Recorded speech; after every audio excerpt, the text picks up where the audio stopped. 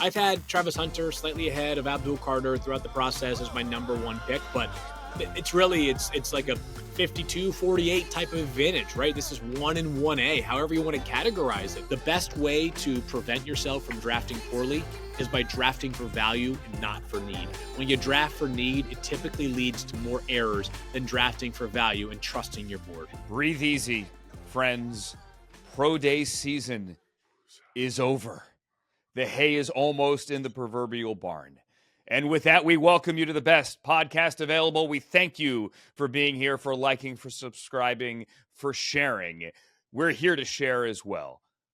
That is Jason Gibbs. Gibby. My name is Andrew Siciliano, and we are now, Gibby, inside, mercifully, of 3 weeks, almost to 2 by the time this posts, the 2025 NFL Draft. Thank God. Pro days are done.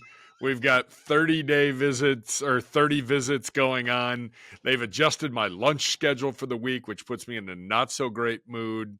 Like, I can't eat breakfast at 9 and then expect me to eat lunch between 11 and 12. But that's what we're doing because we have to have the cafe must be cleared out for the visitors to enjoy between 12 and 2. We're recording this on Tuesday. I am in the home office as I have to go back to NFL Network today for the very first time to do this seminar with former players and current players who want to get into broadcasting. It's actually a fun event. Excited for it. It's called Broadcast Boot Camp. But you are back at the Cross Country Mortgage campus, obviously, and it's 30 visit time. So each team is allowed 30 visits.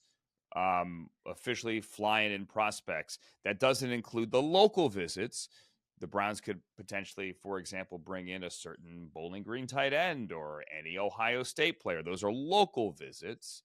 So can you tell us who is there, Gibby? Who have you seen in the cafeteria? Or is that... No, I'm not allowed to be in the cafe at that point in time. But I mean, the reports are out there, and I think I saw him yesterday. Mason Graham was in the building. He's a very large human being. The defensive tackle from that school up north. Yep, exactly. A lot of tight ends. Fannin was on the reports that he was here. Arroyo's supposed to be here, I believe, on Tuesday. Mason Taylor, the son of Jason, scheduled a visit per reports. I think son of Jason, nephew of Zach, 2 Hall of Famers at the dinner table at Thanksgiving. Giddy up. Let's make it a third. I'm good with all of that. Supposedly Quinshon Judkins has been here. Isaiah Bond, Texas's speedy wide receiver, I think yesterday was in the building. So there's a lot of guys coming through and a lot of get to know yous and the whole car wash at the facility where you meet with the GM, you meet with a coach, you meet with the position coach, you meet with a coordinator, you meet with the scouts, you meet with the assistant GMs, a little tour of the facility and, whatever else needs to happen. And you're mixing all that in with, potentially private workouts. And now that you're done with the pro days, you're running out of time as you're getting set here. And I would assume that draft board, that final, top 50 is starting to lock into place here with 2 weeks to go. 2 weeks to go, and I'm excited to get back in the building with you guys at the Cross Country Mortgage campus on draft night on the 24th and throughout the weekend here. We still have a pod coming up next week. Daniel Jeremiah expected to join us. Coming up on this show, Field Yates from ESPN will be here shortly. Before we get to that, and Field was at Colorado Pro Day. That was the last major pro day. I actually think it was the last pro day. I think so. Although Colorado didn't call it a pro day. They called it an NFL showcase. An NFL showcase. And all the cameras were there, and Travis Hunter worked out without gloves, wasn't supposed to do anything, but he went out there and caught passes. We'll get Fields' observations from on the field, but from what we all saw on TV, the guy looked amazing. I mean, the way he moves, the way he comes out of breaks, the way he caught the ball without those gloves effortlessly in front of him, not a body catcher, he's a hands catcher. He looks like the real deal. And honestly, my gut more and more tells me that the Browns are going to take Travis Hunter. I don't know that. Andrew Berry and Glenn and Kat and everyone top to bottom have done an amazing job of not telling anyone anything at all. That is just my gut. And a lot of fans ask, well, how's that going to look? Andrew Berry says he's a wide receiver. Other teams say he's a corner. Ryan Clark was on ESPN and said he's a Hall of Fame defensive player. Like, why are we going to play him a wide receiver? Let's pump the brakes and wait till he gets here, if he does get here. But let me just say this. As you guys point out on CBD all the time, and as my phone is constantly buzzing, even as we record this, from Nathan Zagura about needing weapons, the Browns had the fewest points scored in the NFL a year ago. And there is a world that exists where you put him at wide receiver and then you put him in on dime situations. You know, when you go to 6 DBs, or maybe you just put him in only on third down and you mix him in defensively. It's not an issue of we don't want to have to deal with this two-way thing. It's he's that special, Gibby. You take him and then you figure it out. Now you have to have a plan, okay? But it makes all the sense in the world that you can address. I don't want to call corner necessarily a position of need. You have 3 good corners. Greg Newsome going into his 5th year, though, on that rookie contract. MJ Emerson or Newsome, you have to extend one of them. They had issues with depth last year with some of the young guys playing inside, especially late. Travis Hunter, maybe not an inside guy, he's an outside guy. But regardless, you're a better team on both sides of the ball if you hand in that Travis Hunter card. I'm not saying it's done. I'm just saying fans start to wrap your head around that possibility. Yeah, I mean, I think, you know, there seems to be, and maybe the machine inside this building here at the Cross Country Mortgage Campus is straying us all in a different direction from quarterback at number 2. It appears that seems to be the case. Every mock draft really doesn't have us taking Shedeur Sanders. They have us taking either Abdul Carter or Travis Hunter. Sign me up for Travis Hunter. I love it. I think that's Field Yates said it. It's his number 1 player on his board. So go get the number 1 player in the draft if you can't get the number 1 quarterback in the draft. Or if there's a big drop off and you believe in your building that, you know, maybe we get the quarterback later on. You know, Jimmy Haslam said it last week at the owners' meetings. This is something that might take a 2 years. It might be a 2-year process to get the guy we want under center. If that's the case, go get the best player in the draft. The best player in the draft by many accounts is Travis Hunter, Abdul Carter, a 1B to a 1A. I've seen all these scenarios here. Well, let's say the Browns go Hunter or Carter at 2, and then they trade back in to the first round to potentially get a quarterback. And the pushback I often get is, well, if you like the quarterback, just take him at 2. I understand that question, but I'll just throw it at this. Would you rather have Travis Hunter and Abdul Carter at 2, and then you give up something, maybe a 3, right, to jump back into the bottom of the second round or the bottom of the first round? You still have your 2. We have to give up. You have to give up your 2, but you would still have a 3. There are trades that make sense, but if you are not convicted that the quarterbacks there are worthy of the number 2 pick, you have to go somewhere else, because it's one thing. It's one thing to get a Travis Hunter, an Abdul Carter, or an Ashton Genty, or a Will Campbell, or any player wrong at 2 at one of those positions. It's another thing to get the quarterback wrong at number 2, because the time and the resources organizationally that you have to put into getting that number 2 pick ready and onto the field, and then the time that you have to give him, the patience you have to show to see if it truly does work, that sets organizations back. So unless you're convicted that the quarterback is there at 2, listen, I absolutely support passing on quarterback at 2. Well, and I would say this, I don't want to slight Abdul Carter because he's an amazing talent. There's no question he's talented. I just look at this football team from a need standpoint, and Field might debate that later on in our interview.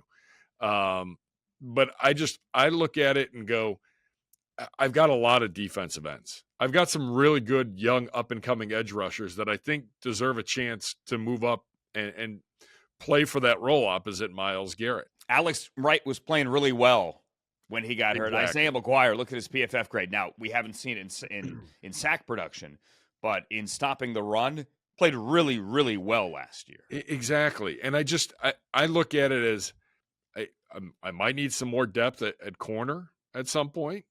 I don't think you're going to have enough corners given a 17-game schedule. I also know that your wide receiver room needs another body, if not two bodies. Yeah. So, go get the guy that can play both of those, and let's have a little fun. Imagine quarterback to be named later. QB TBD. QB TBD with David Njoku, Jerry Jeudy, Cedric Tillman, Travis Hunter. I'd like to see that. And it's also RB TBD. Jerome Ford right now. And Jerome Ford, by the way, look at his explosives last year. If you look at the number of 50, 60-yard runs that Jerome Ford had, it may surprise you. Yep. Look it up because it was among the top running backs in the league. So when I say RB TBD, I know everyone has a running back circled at 33 for the Browns. That may not happen. Jerome Ford is going to get a lot of touches this year. And yes, there will be a running back added in the draft, and maybe Nick Chubb comes back as well. I'm also the one guy, Nathan is with me on this one, that loves to see Pierre Strong get in space, right? And he's got juice. We didn't see enough of him last year. I'm going to pound the table to see more Pierre Strong, but got to stay healthy. This is just me. This is just me. All right, you've been teasing Field Yates, and he has been working around the clock. It is draft SZN, whatever the heck that means. But we are very fortunate that he has taken the time. Today, we have the guy that's going to be on ABC on Thursday and Friday, Green Bay coverage on ESPN for the draft, and then Saturday at the desk all day long. Field Yates, welcome to the best podcast available. I didn't name it, but sometimes I feel like the name is apt. How are you, man? I would agree with that assessment of the name, and I'm doing great. It's good to catch up with you guys. I saw Andrew for a while in Indianapolis at the Combine. Always good to catch up, and it's an exciting time right now for the Cleveland Browns. You don't love the process of getting to the number 2 pick in the draft, but it's kind of fun to imagine the possibilities at number 2, especially in this year's draft class. Yeah, I am over the process, I'll be honest with you. I'm with Andrew Berry, who said back in Mobile, I have no patience. Let's get here. Yeah. But we're not there, at least not yet. But we are inside of 3 weeks. You were at Colorado Pro Day in Boulder. We'll get to Travis Hunter in a second, but let's do the quarterback first here.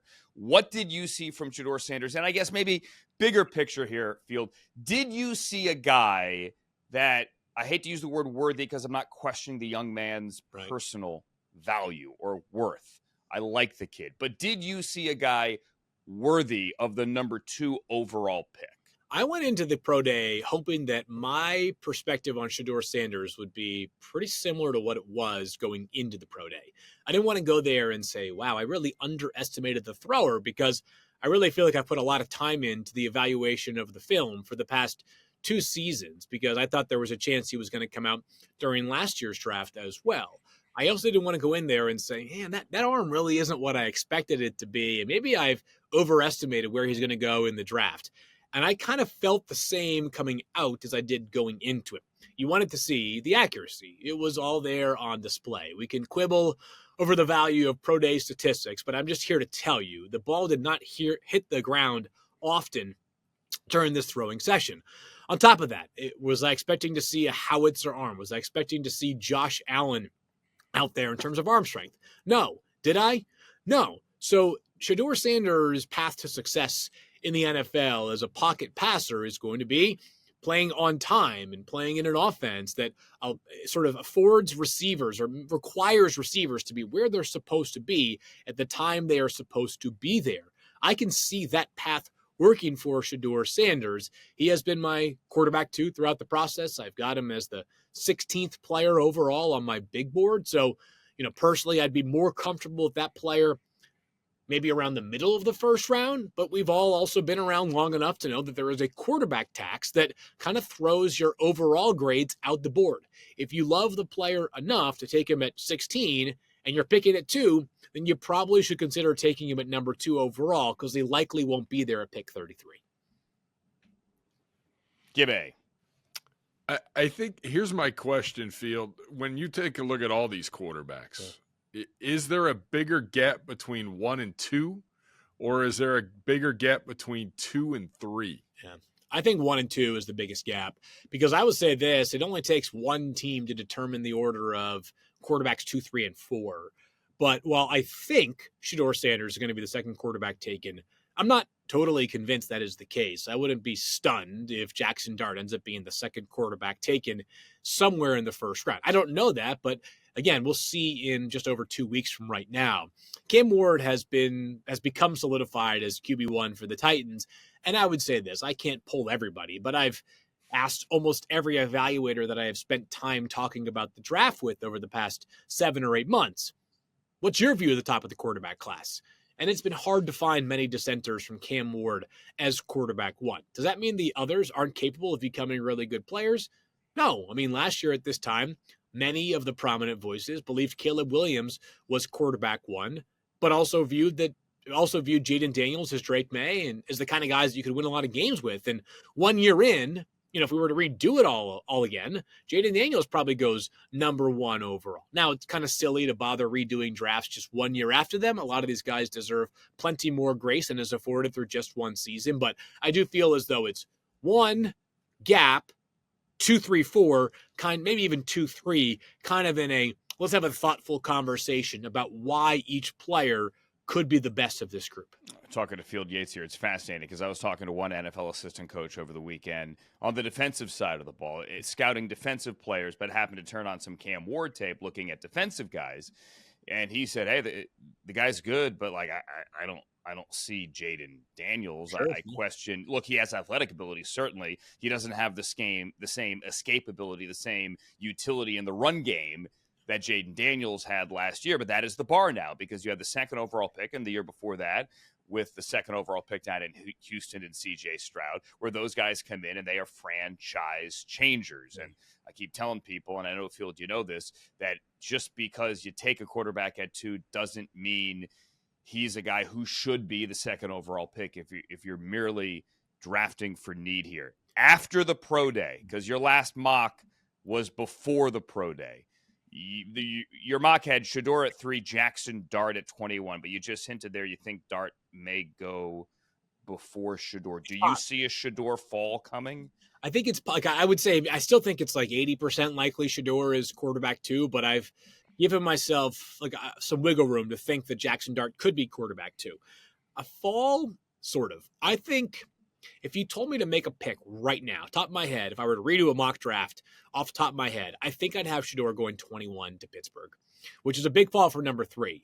But the most logical next suitors for Shedeur after the Giants at 3, the Saints would be the most obvious one, and I haven't gotten the impression that the Saints are as enamored with Shedeur Sanders. Now, Deion Sanders basically told us that he likes the colors black and gold, and wearing Colorado black and gold while saying that. So maybe he thinks, or maybe he knows the Saints are preparing to take him at number 9. I haven't gotten quite that same strong sense, but he would know better than I. All right, Phil, I want to get to Travis Hunter real quick. Again, talking to Field Yates, who was in Boulder last Friday. I want to pull up the quote because when you were on with Louis Riddick afterwards, you said, quote, moves like any other athlete I've ever seen about Travis Hunter. The pro day looked that good in person as it looked to us on TV for Travis Hunter. It really did. And, I mentioned earlier how I wanted the pro day for Shedeur Sanders to look about like I expected it to look going into it. With Travis Hunter, because I already had him as the number 1 player on my board, I said to myself, I'm okay with being blown away even more than I already was with the player. And I've used this analogy before, but, sitting there watching people from various organizations hone in on Travis Hunter, it looked like an adoring parent on the sideline of one of their kids' games, just like, in awe of what they were accomplishing in that moment, even though Travis Hunter was, in just cleats and a t-shirt and shorts, but such a natural mover, so sudden as well. Effortless, his feet, the foot quickness is off the charts. He went no gloves for the workout, which not that there's a requirement you got to wear gloves in the NFL, but how many wideouts are going no gloves in today's league? I'm sure Travis will wear gloves like he did during his college career, but it was just a testament to how natural of a hands catcher he is as well. The ball rarely hit the ground. It didn't during the workout when the ball was intended for Travis Hunter and he had a chance to catch it. So just such a natural playmaker, unlike really any that I can recall. And, Mel Kiper Jr. has been doing this for 47 years now. He said that Travis Hunter is his favorite player to study in that time. So that's just an example of the kind of upside you might get if you bring Travis Hunter aboard. Would you go more plays on offense or more plays on defense? It's probably if you're an NFL team. A little bit team dependent, right? But two things here. So I'll get to the Brown side of it in a moment. But the feedback that I've gotten from teams, and I really got during my time at Colorado asking about Travis Hunter was, I understand why people want to hatch the plan for what it's going to look like with Travis. We're more focused in on this guy's just so unusual and so incredible that we'll just figure it out. He's too good at both spots to think that he won't play on both sides of the ball. But maybe we get in there and we're telling ourselves, 30 snaps a game on both sides of the ball. Next thing you know, he's, a top 10 wide receiver as a rookie, and he's made 3 game-changing interceptions for us. He's just that unique of a prospect where he's not going to be put into a box. For the Browns, just right now, if they had to roll out the football and play tomorrow, I think probably has more impact as a wide receiver because beyond Jerry Jeudy, still looking for a lot of answers there. But I still think there's a chance that if they play tomorrow, Jim Schwartz is arguing with Tommy Rees, hold on, I get him now. Give me 20 snaps now, because I do think he's going to end up having a meaningful impact on both sides of the ball. And I think a couple of months ago, this pre-draft process has been dragging on. A couple of months ago, Field, I heard, well, I don't know, can the guy play corner at 175 pounds in this league consistently? Even though, Ryan Clark this morning, your colleague said he's a Hall of Fame talent on the defensive side of the ball, which is saying a lot. Yeah, it is. But he looked more rocked up Friday, didn't he? I don't what did he put on 10 pounds? Did anyone ask? He was 187 at the combine. Okay. So he's clearly been spending some time in the weight room. And I would just say, last year there was a big conversation about Jaden Daniels and the frame that he had and whether he was just, one big hit waiting to happen away from, a significant injury.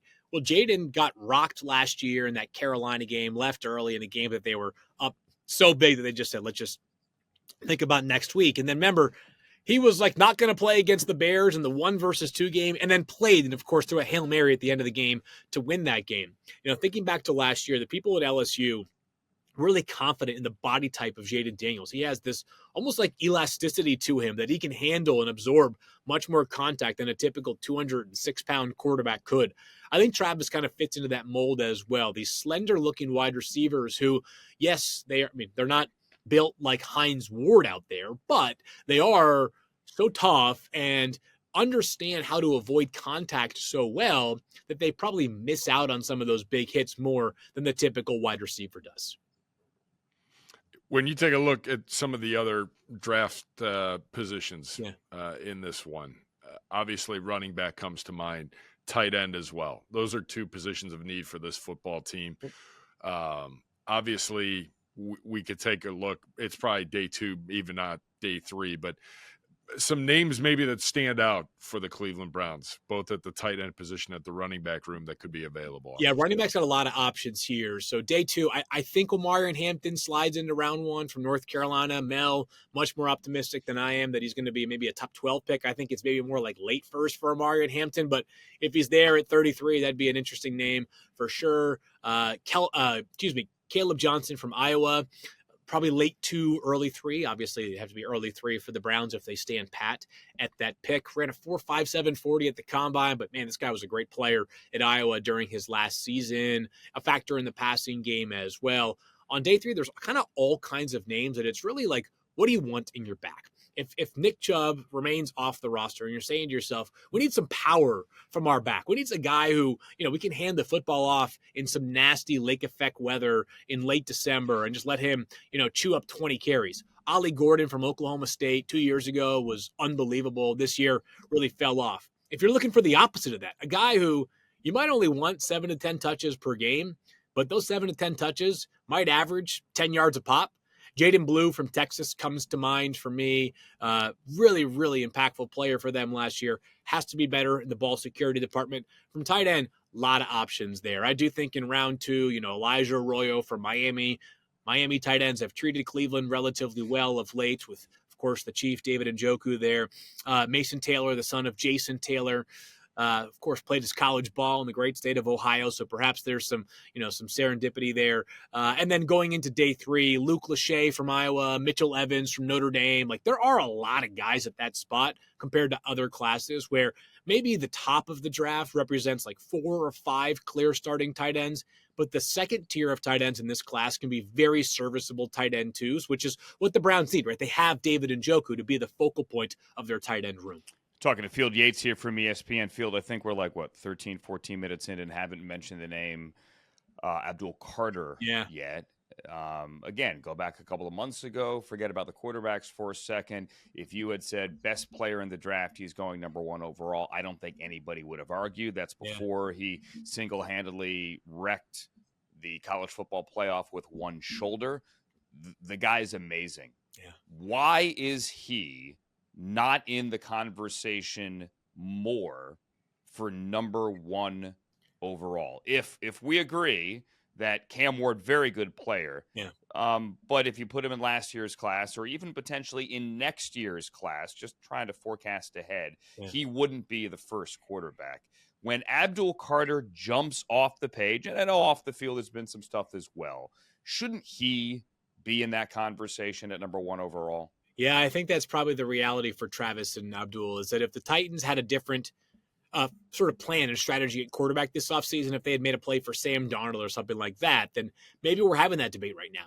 Who's at number 1? And is Cleveland going to sit there and say Cam Ward is ours? Or are they going to say, hey, we're also bypassing a quarterback because of how exceptional these two players are? I've had Travis Hunter slightly ahead of Abdul Carter throughout the process as my number 1 pick, but it's really, it's like a 52-48 type of advantage, right? This is 1 and 1A, however you want to categorize it.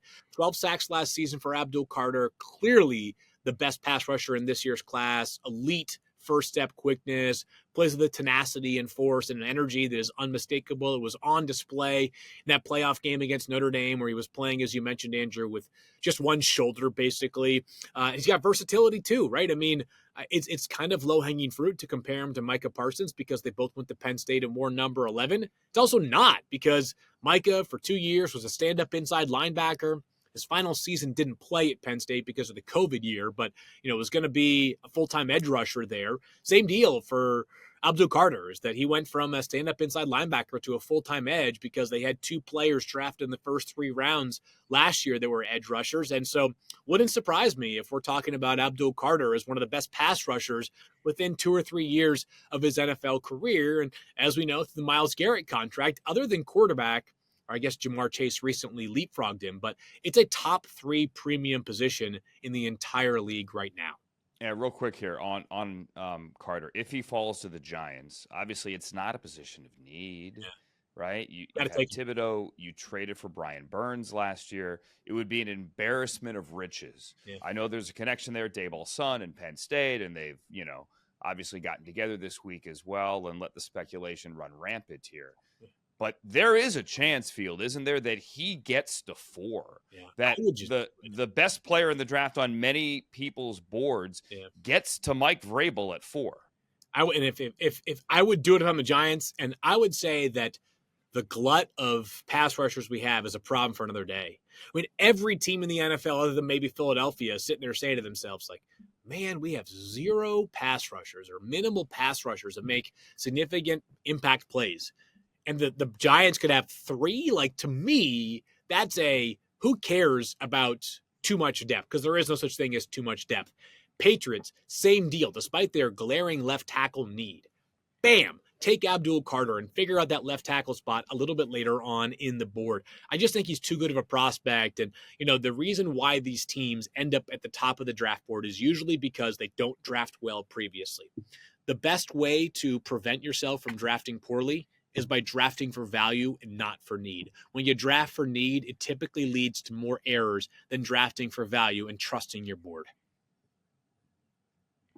Give it anything else? I think we're good, buddy. I don't want to take any more of his time up. I know that he's got 400 other things to do today and a car wash at ESPN probably. Wait, I got one more thing. All right. We'll make it quick, Field, I promise. And I Fine. thank you in advance here. All right. So here's my crazy theory. And I don't necessarily believe this, but I put it on TikTok and it blew up last week. So here, bear with me, which means it must be true. The reason the Titans canceled their Shedeur Sanders workout isn't because they're locked in on Cam Ward. And it isn't because they didn't like what Shedeur did at Pro Day. It's because they loved what Travis Hunter did at Pro Day. See, 4D chess here. They don't need to see Shedeur because Travis Hunter is that good. This is me willing Cam Ward to the Browns. Your thoughts? Man, I really get the sense they're taking Cam Ward, and all of a sudden I'm starting to question myself. Like, in this completely unpredictable exercise, there's one thing that I felt good about 2 weeks out. It was Cam Ward to the Titans, and now I'm sitting there saying to myself, do I have to rethink stuff? What is going on here? I'm gonna stick with Cam Ward number one. It's a good move, Field. It's silly season. Don't fall for it. I got 2 weeks until my last mock draft comes out. So if I shake things up, you guys can all blame Andrew. Xavier Restrepo said this morning on GMFB that Cam Ward is the worst fisherman he's ever seen. So if you're going for best available fisherman, Travis Hunter has to be the first overall pick. He would be the clear-cut number one pick. Clear-cut number one. Field Yates is the clear-cut number one as well. Thursday and Friday on ABC for draft coverage, Green Bay, and then Sunday on ESPN all day long, all the way down to Mr. Irrelevant, which is a title Field would never get. We love you. Thanks for coming on, man. A happy draft season to you and yours. And we'll raise a glass on the night of the 26th when it's all over.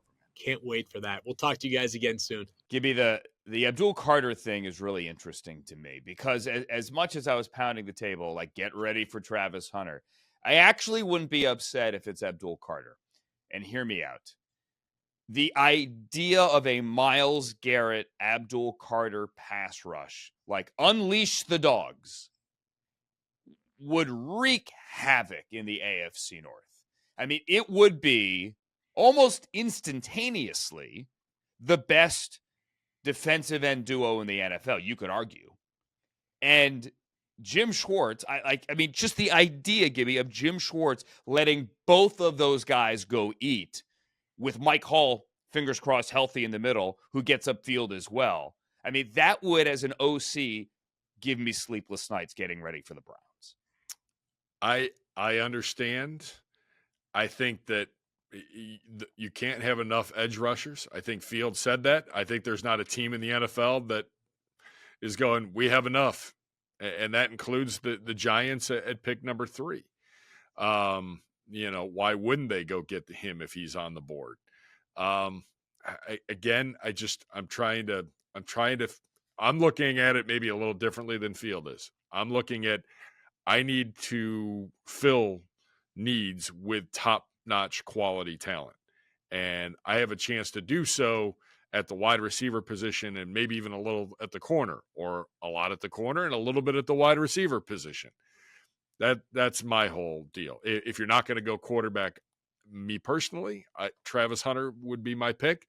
Abdul Carter gives you a lot of options for Jim Schwartz in this Browns defense. I mean, but again, you got to score points. I know you have to score points. That's all I'm saying. Abdul Carter running back. I don't want Abdul Carter coming into the building if we draft him and coming after me. I like you. I really do. Not going to come after you. Do you think he listens? I love James Franklin too. I love James. Oh, really? Penn State fans. Some Penn State fans in my family, they would like a word. I bet they would. Penn State had a good as a human, I like him. Yes, let's put it that way. Understood. All right, you mentioned quarterback here. Obviously, this whole thing, quarterback hangs over all of this. Let's finish with the quarterback thought, because Gibby, you put a great note here in the chat. The odds that no matter what, the Browns take a quarterback with one of the first 2 picks. What are the odds? I will say that no matter what, oh man. What do you got? I'm only going to say like 40%. Because I don't think they're going quarterback at 2. That's what my gut tells me right now. And then you have to love the quarterback at 33. And there is a world in which Shedeur Sanders goes 9 to the Saints and Jackson Dart goes 21 to the Steelers, and then you're like, okay, at 33, do we really like Jalen Milroe, or it was an impressive workout? Supposedly, I mean, come on. Would we rather have Travion Henderson? Zagura had an impressive workout with Jordan McGrigg, our video guru. I am not here in any way to insult the insiders from any network. Right? I mean, Field is kind of in that world as well. We just had him on. Yep. But as Daniel Jeremiah tweeted yesterday, just got off the phone with a bunch of agents, stunned to hear that 67 players are guaranteed to go in the first round. Okay? Agents, it is their job right now to tell everyone reporting pre-draft rumblings that their guy had an amazing workout and their guy is definitely going night number 1. It is that time of the year. Okay, there are not going to be 67 first-round picks. I'm just saying take everything you hear with a grain of salt. And also, let me do one more thing, another pet peeve of mine. There is this natural inclination, Gibby, and this goes not just in football, but throughout the sports world, that people assume, fans assume, writers assume that if player and coach used to be together somewhere else at another team, therefore they must love each other, they're friends, and they want to work together again. Right? Oh, no, they were together. They were together in Dallas. Of course, we're going to put them together in Miami. Yeah, that makes sense. We're connecting the dots. What it does mean is they have each other's phone number, but it doesn't mean they enjoyed working with each other. And it doesn't mean that one would recommend the other to join him at the new job. And so this assumption, and full disclosure, I have not spoken with Tommy Rees about Jalen Milroe. I have no idea. But there is this assumption, well, one coached the other, therefore one must want the other again.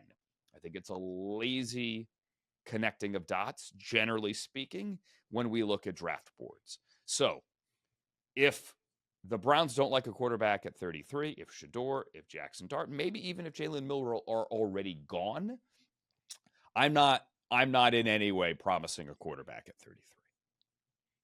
Fair. I'm going to put it at the great Ozzie Newsome's number, 82. You think it's 82% that they're going to take a quarterback with one of the first two picks? It's a number that popped into my head right away. Wow. Let's go. Wow. I'm going to go Leroy Kelly. I'll go Kelly, Pruitt, Biner, and I'll say 44%. Okay. All right. I like it. Yeah. A solid number. Hold on. Was it Greg or Mike Pruitt that were 44? I just got them mixed up. Uh-oh. Hold on. I'm Googling. This is live Googling.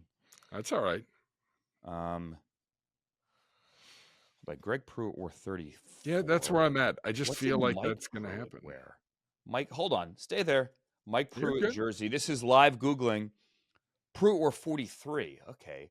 34 and 43. So let's just go Leroy Kelly and Ernest Biner, okay? Okay. All right.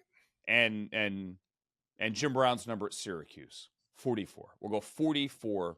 I like how you got a Syracuse mention. Well, I mean, it's a Jim Brown helmet sitting there over my shoulder, not a Browns helmet. Feel it. No need to cut that out or edit it. I'll take the 5-yard loss there. I got a Pruitt number wrong. All right. That's going to do it for us. For Jason Gibbs, I'm Andrew Siciliano. Again, thanks for listening to the best podcast available. Thanks for liking, subscribing, and sharing on any and every platform in which you take in this show. Friends, we are almost there. Daniel Jeremiah joins us next week. Until then, see you.